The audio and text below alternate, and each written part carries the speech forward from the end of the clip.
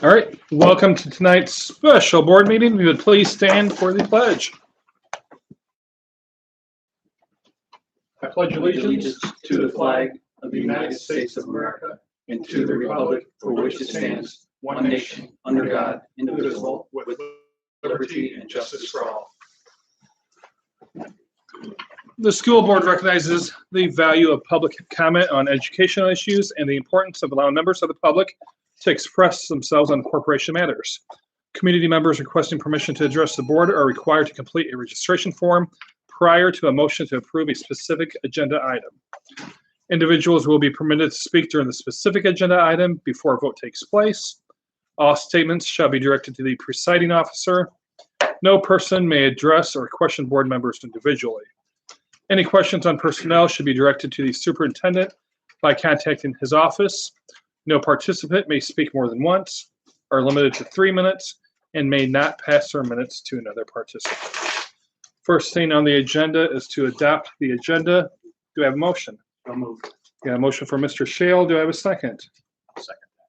Seconded by Mr. Goddage. Is there any discussion? All those in favor of approving or adopting the agenda, please signify by saying aye. Aye. Those opposed, nay. That motion passes 4-0-1. Next up is our public bond hearing. So at this time, we'll be hearing we'll have a public hearing on the amendment lease to lease. It's consideration of resolution reapproving the building corporation, authorizing execution of the 7th Amendment to lease, and approving the issuance of bonds and related matters. So at this time, I'm going to hand it over to Mr. Scott. Thank you. If it pleases the board, I'm going to go through our financials, kind of explain why we are doing this, and then we'll go through a list of projects of what we're looking to possibly do. So first slide I have here basically is a breakdown of our current debt situation. And without getting too much into it, you can see that several of these columns have very few numbers left. And that is because 4 of our current debt service payments will be going away by the beginning of 2026. We have already paid off the 2020 B bond. This December, we will pay off the 2023 B bond.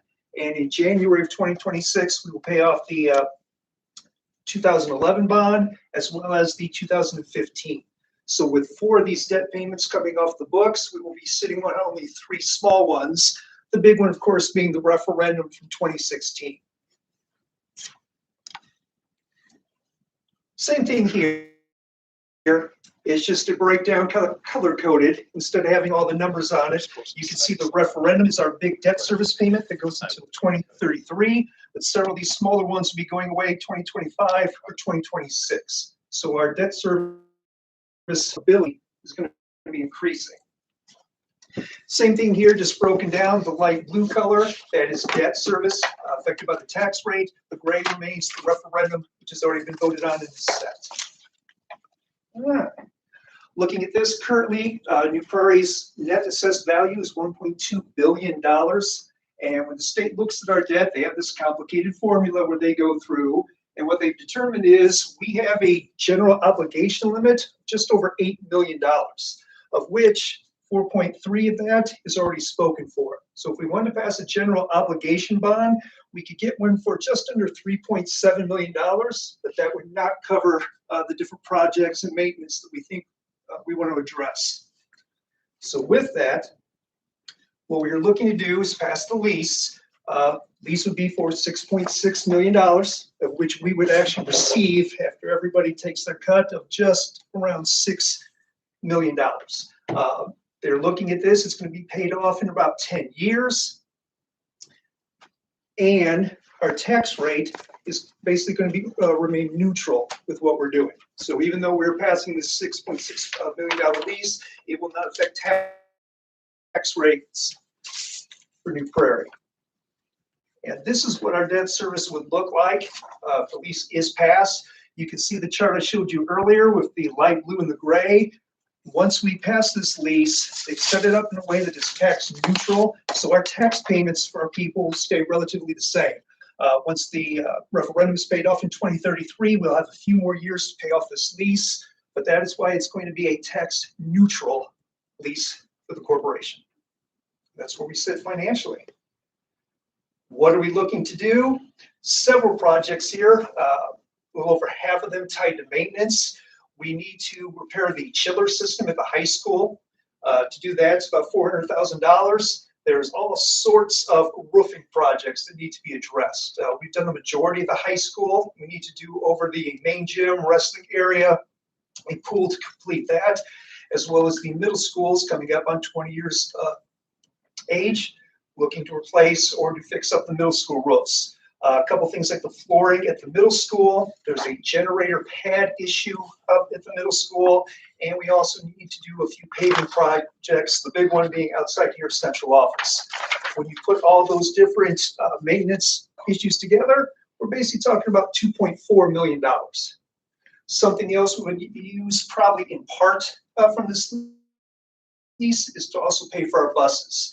We normally purchase 3 buses every year. They're running right now $150,000. So we're talking $450,000 a year.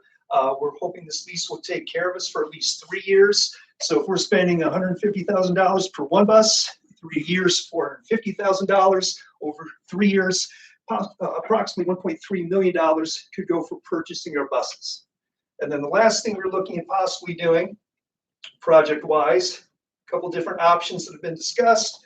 One is to construct this new multi-purpose field back behind the soccer field.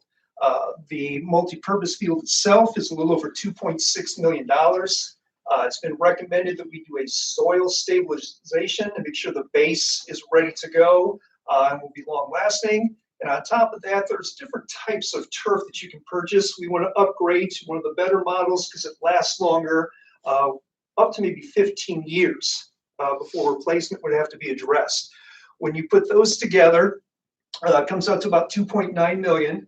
An option that we may or may not go with is the lights. So if you put the lights on this project, it comes out to $3.5 million.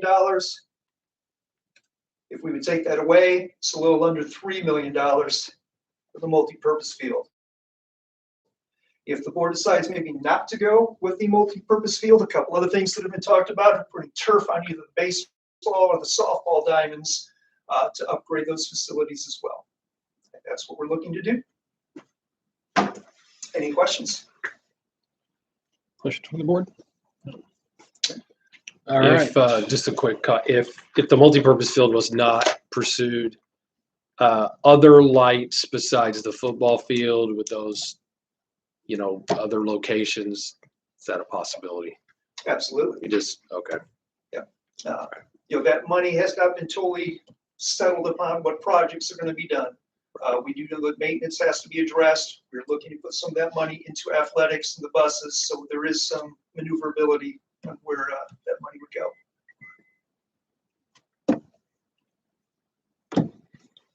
Thank you. Further questions from the board? All right. At this time, although we have no